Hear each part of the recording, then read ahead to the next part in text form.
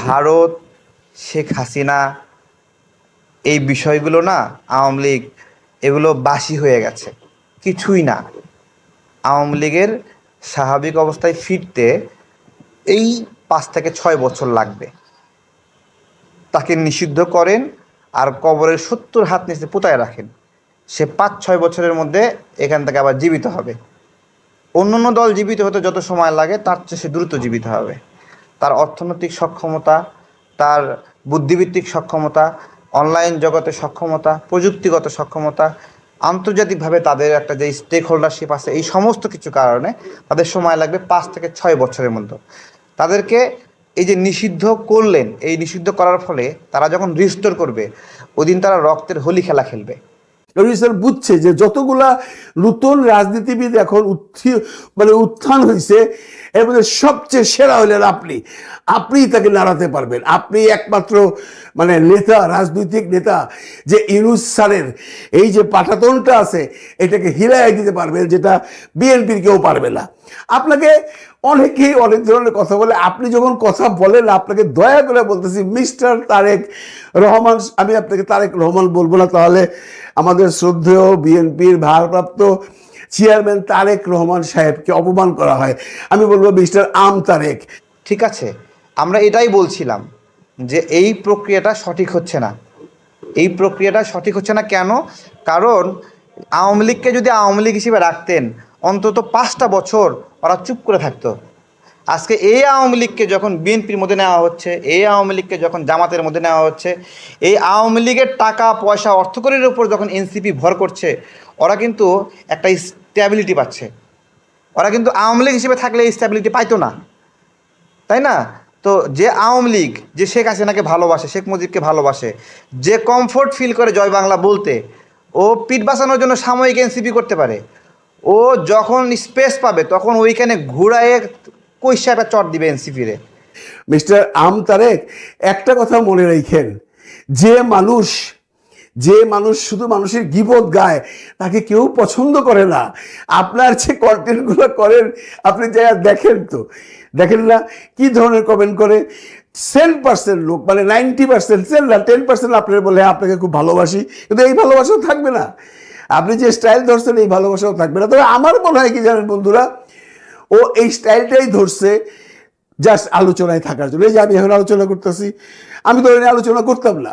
ওর কথাবার্তা শুনে আমার পায়ের রক্ত কি মাথার রক্ত পায়ে ওঠে না, পায়ের রক্ত মাথায় উঠে আছে, আমি বুঝি না। বহুত বাটপারি করছে, সর এখান থেকে। এটা করবে না, ওরা করবে না। তাহলে আমরা বলতেছিলাম এইটাই, সবাই এখন আওয়ামী লীগ হয়ে গেছে বিধবার বউ, ওই যে স্বামী পরিত্যক্তা বউ হয়ে গেছে। এখন সবাই এই আওয়ামী লীগের সেবা যত্নে লিপ্ত হয়ে গেছে। ঠিক আছে, সবাই সেবা যত্ন করতেছে, কেউ আওয়ামী লীগকে বিভিন্ন। আমরা আসলে এই বিষয়গুলো নিয়ে এখন কি করবেন, এক দল টানতেছে, আর এক দল না টানলে আবার হেরা পিছায় পড়ে, তাই না? এখন এনসিপি হর হামেশা আওয়ামী লীগকে ভিতরে ঢুকাইতেছে, ঘরে ঢুকাইতেছে। এই দিকে বিএনপি ঘোষণাতেছে যে আওয়ামী লীগের ফেরেস্তা যারা আছে তারা সদস্য হতে পারবে, তাই না? এখন বিএনপি তো দেখতেছে যে যেহেতু একদিকে যাচ্ছে, সেহেতু ওই দিকে নিলে না নিলে তারা পিছায় পড়তেছে।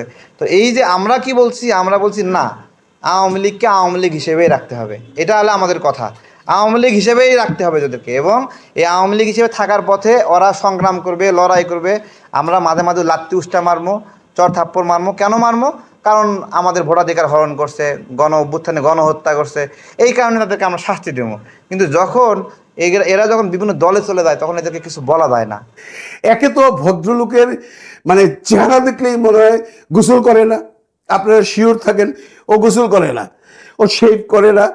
ও যে ভিডিও বানায়, আমরা যখন ভিডিও বানাই ও তো মুখটা একটু ওয়াশ করে আসি, চুলটা একটু আছড়ে আসি, একটা ভালো কাপড় পরে আসি, যে একটা মানুষ এত কষ্ট করে দেখবে, আমাকে কি দেখবে? পয়লা কথাই তো আছে, পয়লা দর্শনধারী তারপর গুণ বিচারী। আমার যদি আইসা দেখেন আমি রাহাবাদা গেছি চুলমুলা আল্লাইয়া আপনি দাঁড়াইছি, আপনি দেখবেন আপনাদের লোকটা হলো বুঝতে হলো কেমন করে আহে। পয়লা দর্শনধারী তারপর গুণ বিচারী। মিস্টার তারেক, আপনাকে অনুরোধ করছি, আপনি ইউনূস স্যারের মতো মানুষকে নিয়ে, প্রফেসর ডক্টর মোহাম্মদ ইউনূস স্যারের মতো মানুষকে নিয়ে আলোচনা সমালোচনা করেন, একটু একটু ভদ্রভাবে আইসেন, গোসলটা করেন, মাথায় একটু তেল টেল দিয়েন, দাঁতটা মাইজেন, শেভ করেন, বেশি কাপড় লাগবে না তো, যে কাপড়টা আছে ওই কাপড়টা ধুইয়া পরেন। আপনার কাপড় দেখলেও মনে হয় আপনি বলতে 10 দিন 15 দিন ওই একটা গেঞ্জি পরেই থাকেন। একটা গেঞ্জি পরে আপনি 10টা 12টা করেন না, ধুইয়া নেন, মাঝখানে ধুয়ে নেন। আমরা কিন্তু বুঝি, আপনি মনে করেন না এই মিয়া ধোয়া না ধোয়া মানুষ ছবিতে বুঝে নাকি? বুঝি ভাই, আমরা গেঞ্জি দেখে বুঝি কয়দিন ধরলাই, আপনি কোনো গেঞ্জি 10 দিন 15 দিনের কম পড়েন না। তো এনিওয়ে, দয়া করে প্রফেসর ডক্টর মোহাম্মদ ইউনূস স্যারের নামটা আপনি নিয়েন না, আপনার মুখে মানায় না। হ্যাঁ, আমরা এই এই পরিস্থিতিটা অনুমান করতেছি, বিবেচনা করতেছি। এটা যখন আমরা বলতেছিলাম, এটা আস্তে আস্তে নাগরিকরা বুঝতেছে। আমরা প্রথম যখন বলছি যে ডক্টর ইউনূস একটা লোভী মানুষ, তখন কিন্তু মানুষ কিন্তু তখন বিশ্বাস করেনি, তখন আমাদেরকে দালাল বলছে। কিন্তু যখন ডক্টর ইউনূস সত্যিকার অর্থেই 666 কোটি টাকা এখানে আপনার হলো নিয়ে নিল, কর মাফ করে নিল। ডক্টর ইউনূস কি শুধুমাত্র 666 কোটি টাকা নিছে? না, ডক্টর ইউনূসের কর ফাঁকি নিয়ে এর আগে বহুত নিউজ হয়েছে, বহুত বহুত বহুত নিউজ হয়েছে। তার গ্রামীণ ফোন দফায় দফায় হাজার হাজার কোটি টাকা কর ফাঁকির জন্য ষড়যন্ত্র করছে। একটা সিম কার্ড লাগে 50 টাকা, সেই সিম কার্ড 900 টাকা 1000 টাকায় বিদেশ থেকে কিনে আনা দেখাইছে। এই যে 50 টাকা সিম কার্ড 1000 টাকা 1500 টাকায় দেখাইছে, তাই না? এই বাকি টাকাটা বিদেশে গেছে। হ্যাঁ, বিদেশে গেছে। এখন এই বাকি টাকাটা বিদেশে গেছে, সেটা কার কাছে গেছে? 50 টাকার সিম কার্ড আসলেই কি 1000 টাকা দিয়ে কিনছে বিদেশ থেকে? বিদেশে টাকাটা গেল, ওটা কি আসলে ওই সিম কোম্পানিকে দিছে, নাকি সিস্টেমে যেখানে যাওয়ার কথা সেখানে গেছে? এগুলো নিয়ে আমরা যখন বলতেছি, আসলে কাউকে বিশ্বাস করার অনেক বেশি কারণ না। আপনার একজন ব্যবসায়ী, সে হলো জাত ব্যবসায়ী, বণিক মানে বোঝেন? বণিক। ও যাইতে আসতে খালি কেনা বেচা করবে, ও মানুষরে কিনবে, ও দেশরে কিনবে, ও নীতিকে কেনা বেচা করবে, সব কেনা বেচা করবে। আমি শুনছি আপনি ইউনিভার্সিটিতে পড়ছেন, একজন বললো কিসের পড়ছে, হালায় ভর্তি হয়েছিল, ওই বছরখানি ক্লাস পাস করছে, তারপর বেরিয়ে পড়ছে। আমি জানি না কি করছেন আপনি। আপনি যদি মাস্টার্স করে থাকেন, আই ডু রেসপেক্ট, কিন্তু আপনি যে মাস্টার্স করছেন এটা কিন্তু আপনার অ্যাক্টিভিটিতে বুঝাইতে হবে, আপনার কথাবার্তায় বুঝাইতে হবে। কারণ একজন ভদ্রলোক আরেকজন ভদ্রলোক সম্পর্কে যখন কথা বলে, তার প্রতি ডিউ রেসপেক্টটা রাইখা কথা বলে। আপনি বলেন না, আপনি এমনভাবে কথা বলেন, ইউনূস একটা রাস্তার লোক, ওরে জোর করে এনে ও জোর করে এসে এনে বসছে, ও নাকি বহুদিন ধরে প্ল্যান করতেছে এনে বসার জন্য।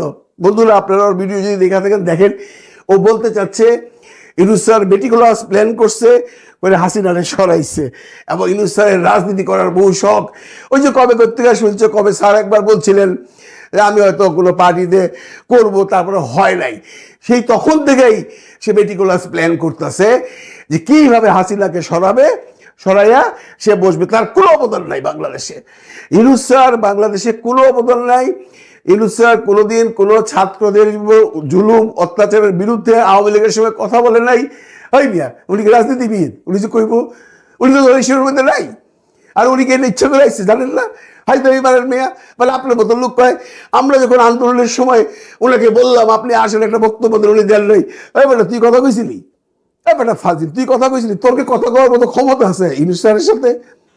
ডক্টর ইউনূস হলো সেই বণিক যে হলো এই যে বন্দর কেনা বেচার ধান্দায় আছে, এখন ক্ষমতায় থাকার জন্য বন্দর দিয়ে দেওয়ার পায়তারা করতেছে। এইটাই আমরা বারবার বলতেছি। এই বন্দর, ওই যে করিডোর দিছে না, করিডোর যদি দেওয়ার ঠেকাতে পারি আমরা, তাহলে আমেরিকারে বললেও আমেরিকা বন্দর নেবে না। আমি দুটাই মিল আছে তো। অনেকে শুধু বন্দর করতেছে যে বন্দর উন্নতি হবে, এই উন্নতি হবে, এই উন্নয়ন হবে। কী বলতেছে যে বন্দরের লোকেরা দুর্নীতি করে, এই জন্য বন্দরকে বিদেশের হাতে দিয়ে দিবে, এই তো। আচ্ছা, এখন আপনার একটা বউ আছে, আপনার একটা খারাপ মানুষ। এখন আপনার বউ হলো আপনার বউ, আপনি হলো খারাপ মানুষ। এখন আপনি খারাপ মানুষ, এই জন্য বউকে আরেকজনের কাছে দিয়ে দিবেন? মানে আমার দেশের মানুষ খারাপ, দুর্নীতি করে, এই জন্য আমার দেশকে আমি মানুষের হাতে কর্তৃত্ব দিয়ে দেবো? হ্যাঁ, আমার বন্দরের মানুষ যদি দুর্নীতি করে, আমি ঠিক করবো, কোন কোন জায়গায় ভুল আছে ঠিক করবো। আর আমি যদি ঠিক করতে না পারি, আরেকজনের হাতে দিয়ে দেবো, দেশেরই মধ্যে আরেকজনের হাতে দিয়ে দেবো। ডক্টর ইউনূস বন্দর যদি ঠিক করতে না পারে, সে নেতৃত্ব দেবে না, সে সরকারে থাকবে না। যে ঠিক করতে পারবে, যে চালাতে পারবে, সে সরকারে থাকবে। সহজ হিসাব। ইউনূস স্যারের সাথে কথা কইছে একমাত্র আসিফ, নাহিদটাই তো পারে নাই, একমাত্র আসিফ কথা বলছে আর তুই কসনি। আমরা বলছিলাম বেটা তোরে তখন ধরে নিয়ে গেছিল কোন কেসে আমরা জানি না। হ্যাঁ মানি আপনি ওই সময় অ্যারেস্ট হয়েছিলেন, অত্যাচারিত হয়েছিলেন। কারণ কি নেতা হইতে চান তো আপনি, এই যে নেতা হওয়ার পিছনে দেখেন মানুষের কি মন্তব্য, আপনার একটা মন্তব্য আমি পড়ি তাহলে আপনার যে অবস্থান মানুষ বুঝবে। আপনি একজন আপনার এই কন্টেন্টের নিচে আজকে একটা কমেন্টস দেখলাম, একজন লিখছে 1 নাম্বার নূরের সাথে ভাগ বাটোয়ারা মিলে নাই বলে পল্টি দিছ। 2 নাম্বার ছাত্র রাজনীতির সাথে কিচ্ছু খেতে ভাগ পায় না বলে পল্টি দিছ। 3 নাম্বার ভারত বয়কট আন্দোলন করে জনগণের দৃষ্টি কেড়ে এখন আবার পল্টি নিয়ে ভারতের পক্ষে কথা বলছো। 4 নাম্বার এরপরের পল্টি কার সাথে নিবা? আমি বলে দিলাম এখন এরপরের পল্টি হলো সে এখন বিএনপির ধান্দায় আছে, কিন্তু আমি 100% শিওর বিএনপির মতো এত বড় একটা দল তোরে এমপিত্ব দিবে না। তোরে বড় জোর ইলিয়াস বলছে ভালো, আমেরিকাতে ইলিয়াস সাহেব ভালো বলছে, তোরেও বড় জোর বলবে তোমার এলাকার যে এমপি সাহেব আছে তারে বললে দিবলে তুমি দলের জন্য খাটো, সে পাশ করার পরে আমরা ক্ষমতা নেওয়ার পরে তোমার টুকটাক কাজ টাজ দিবে। এইটাই তুই উপযুক্ত, কারণ তুই তো মর্যাদা রাখতে পারবি না। তুই তো দুনিয়াতে আসছস মানুষের গীবত গাইতে, তুই কত ধরনের গীবত গাস, তোর এত বড় সাহস। তোরে যদি আওয়ামী লীগের সময় একটা কথা কইতি এরকম, তুই তো ভারতের বিরুদ্ধে আন্দোলন করছস, সেই আন্দোলন কি হয়েছে? এই যে ভারতে পণ্য বর্জন করার জন্য যে আন্দোলনটা করছস তখন তোরে মানুষ পছন্দ করছে, তখন অনেকেই তোরে বাহাবা দিছে, বন্ধ হয়ে গেছে না? এখন করিস না কেন? এখন কি এখন বিএনপি থেকে না করে দিছে না? বিএনপি তোরে কোনোদিন নিবে না। কাজে তোরে একটা কথা লাস্টলি বলে দিতেছি, তুই কথা বলবি, তুই নাহিদ রে বলস নাহিদ খারাপ, অমুক খারাপ, তমুক খারাপ, এনসিপি এই করছে, এনসিপি ওই করছে। আরে বেটা এনসিপি যা করতেছে, এনসিপির যারা অন্যায় করতেছে, দরবেশ সাহেব রে ডাকছে না দুদকের লেগে ওর ন্যাশনালিসিস করছে না, ওরে বাইরে যাওয়া বন্ধ করছে না, সবগুলা বিচার হবে। এনসিপিতে যদি কেউ কিছু করে অন্যায় করতেই পারে, তোলে যদি আজকে তো তুইও তো করবি বেটা। এনসিপিতে যারা অন্যায় করে তাদের সবার বিচার হবে, তোর করতেই না। তুই বলস কি নিশ্চয় ভাগ্যে যাওয়ার টাইম পেবো না? আরে তাহলে ক্যা আম বেচস আমি বেচ গেছে।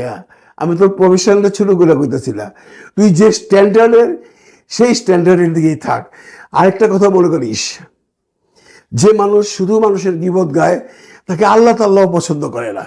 বন্ধুরা আমি একটা গল্প বলে শেষ করি। গল্প হলো এরকম, গ্রামের এক কৃষক সারাদিন কাজ টাজ করে আইসা বাসায় দুপুরবেলায় খাইছে, খায় একটু শুইছে, প্রচন্ড গরম বাইরে, মানে ভ্যাবসা গরম পড়ছে। গরিব মানুষ টিনের চালে থাকে, হাত পাখাতে বাতাস করতেছে, একটু শুয়ে শুয়ে রেস্ট নিতেছে, একটু পরে পানি খাইতেছে। এই সময় বাড়ির থেকে একজন ডাকতেছে, ভাই বাড়িতে কে আছেন? কৃষক উঠে গেছে, যে বলছে ভাই কি হয়েছে, কে আপনি? বলে আমি একজন জাস্ট মানুষ, এদিক দিয়ে যাচ্ছিলাম, আপনার বাড়িটা দেখলাম, আসলাম, আমি খুব তৃষ্ণার্ত, আমাকে একটু পানি খাওয়াইতে পারেন? বলে হ্যাঁ পানি খাওয়াইতে পারি। তো উনি দাঁড়ায় আছে, উনি যে মাটির কলসির মধ্যে পানি থাকে না, কুজা কলসি, আপনি দেখছেন কিনা এটা কুজা কলসিল, কলসিটার মাথাটা এরকম লম্বা থাকে, নিচে পানি থাকে, খুব ঠান্ডা থাকে, আমরা আমাদের ময়মনসিংহের পাশে কুজা বলি। এই কুজা কলসির থেকে তার পানি এনে দিচ্ছে, খুব ঠান্ডা, মানে যে ফ্রিজের পানি আর কি। তো যে ভদ্রলোককে দিছে, ভদ্রলোক খাইয়া খুব শান্তি পাইছে। শান্তি পেয়ে বলতেছে যে তোমাকে তো আমি নিতে আসছি। বলে আমাকে নিতে আসছেন মানে কোথায় নিতে আসছেন? বলে আমি তো আজরাইল, আমি তোমার জান কবজ করতে আসছি। বলে এটা বলেন কি? বলে হ্যাঁ। তবে হ্যাঁ, তুমি যেহেতু তোমার পানি খাওয়াইছো, তোমার আমি একটা সুযোগ দেব, তোমার আমি কিছু প্রশ্ন করব, তুমি যদি সদুত্তর দিতে পারো তাহলে আমি হয়তো আল্লাহ তাআলার কাছে আজই পেশ করে তোমার আরো কিছুদিন দুনিয়াতে থাকতে দেওয়ার ব্যবস্থা করতে পারবো। বলে হ্যাঁ বলেন। কাজে আপনাকে আমি তোমাকে প্রথমেই প্রশ্ন করছি এইটা, যে তোমার পাশের বাড়ি যে রহিম শেখ আছে, এ আগামী মাসে 1 কোটি টাকার একটা লটারি পাইব, এটা আমরা জানি। তো তোমার কি মন্তব্য? বুঝলে রহিম শেখ লটারি পাইব, ফকির নির্বলা, ও তো 1 লাখ টাকার মানুষ না, ওরা কেন 1 কোটি টাকার লটারি দিবেন? আচ্ছা। 2 নম্বর হইল, তোমাদের গ্রামে যে চেয়ারম্যান আছে ওর ছেলে কামাল, কামালের সাথে বিয়ে ঠিক হয়েছে। কামাল তো এত শিক্ষিত না, আর কামাল মানে এত যে ফ্যামিলিতে বিয়ে ঠিক হয়েছে ওই ফ্যামিলির উপযুক্ত না। যে ফ্যামিলিতে বিয়ে ঠিক হয়েছে সেই ফ্যামিলিও বড় এবং মেয়েটা শিক্ষিত বেশি। তুমি কি মনে করো ঠিক হয়েছে? না না না, এটা ঠিক হয় নাই। কামাইল্লার মতো একটা পোলা এত শিক্ষিত মেয়েরে কেন বিয়ে করবো? কামাইল্লা কি ভালো ছেলে নাকি? কামাইল্লা গ্রামের মধ্যে বহুত উল্টাপাল্টা করছে। আচ্ছা ঠিক আছে। আচ্ছা, তোমাদের যে পাশের বাড়ির তৈমুদ্দিনের ছেলে আবার বিয়া করতেছে, তার প্রথম বউয়ের সাথে নাকি গন্ডগোল, কি ফ্যামিলির প্রবলেম, বাচ্চা কাচ্চা হয় না, ও আবার বিয়ে করতেছে। তুমি কি মনে করো ঠিক করতেছে? ঠিক করতেছে, ও তো বাজে লোক, ওর মতো খারাপ লোকই নাই। ও এই এটার জীবনও নষ্ট করবো, আগের মেয়েটার জীবন নষ্ট করছে, এটার জীবনও নষ্ট করবো। এ কখনোই ভালো লোক না, এই বিয়ে যেন না হয়, আমার মতবাদ হলো এইটা। আচ্ছা আচ্ছা আচ্ছা আচ্ছা, এখন বলো তো, লাস্ট প্রশ্ন আমার, তুমি মনে করলা তোমাকে 1 কোটি টাকা দেওয়া হইলো এখন এই মুহূর্তে, মরার আগে তুমি মনে করো মরবা না, তুমি কি 1 কোটি টাকা দিয়ে কি করবা? বলে 1 কোটি টাকা আমি সুদে লাগাবো, সুদের লাগায় বৈশা পাবো, বসে বসে খাবো সুদের টাকা দিয়া, আমার কিছু করতে হইব না। আমার এই যে কৃষক মানুষ, সকালবেলায় যাই খেতে, সারাদিন কাজ করি, তারপরে টায়ার্ড হয়ে যেত, দুপুরে একটু ঘুমাইতেছে, আবার যাবো, রাইতে করে ভাত খেয়ে ঘুমাই যাবো। 1 কোটি টাকা পাইলে আমি কি করবো জানো? সুদে লাগাই দেবো, লাগাই দিয়া যা আমি সুদ পাবো ওইটা বইয়া বইয়া খাবো। আচ্ছা আচ্ছা, তুমি চলো এখন আমার সাথে। বলে কেন? তুমি না কইলে আমারে সুযোগ দিবা। কই তোমার তো সুযোগ দিলাম, তুমি তো সেটা একটা বাজে লোক, তুমি তো খাওয়ার ভালো পছন্দ করো না, তুমি তো সবার গোয়ার মধ্যে আঙুল দাও, তোমার এই দুনিয়ায় থাকার দরকার নাই। তুমি যদি ভালো ভালো কথা বলতা যে তুমি দুনিয়াতে থাইকা আরো কিছুদিন থাকবা, থাইকা মানুষের উপকার করবা, তাহলে আমি আল্লাহ তাআলারে বলতাম, হে আল্লাহ, তুমি একটা ভালো মানুষ, এত তাড়াতাড়ি কবজ করে না ওর জানটা, ও আরো কিছুদিন থাকুক। তোর তো আর এক মুহূর্তেই দুনিয়ায় থাকার কোনো অধিকার নাই। গল্পটা এই জন্য বললাম, সবসময় গীবত গায়েন না মানুষের, সবসময় মানুষের অমঙ্গল তাকায়েন না, সবসময় চাইবেন মানুষ যেন ভালো থাকে। আপনি যার সম্পর্কে যে কোনো ভালো খবর শুনবেন, আপনি বলবেন আলহামদুলিল্লাহ, ওর ভালো হয়েছে, তাহলে একদিন আপনারও ভালো হবে।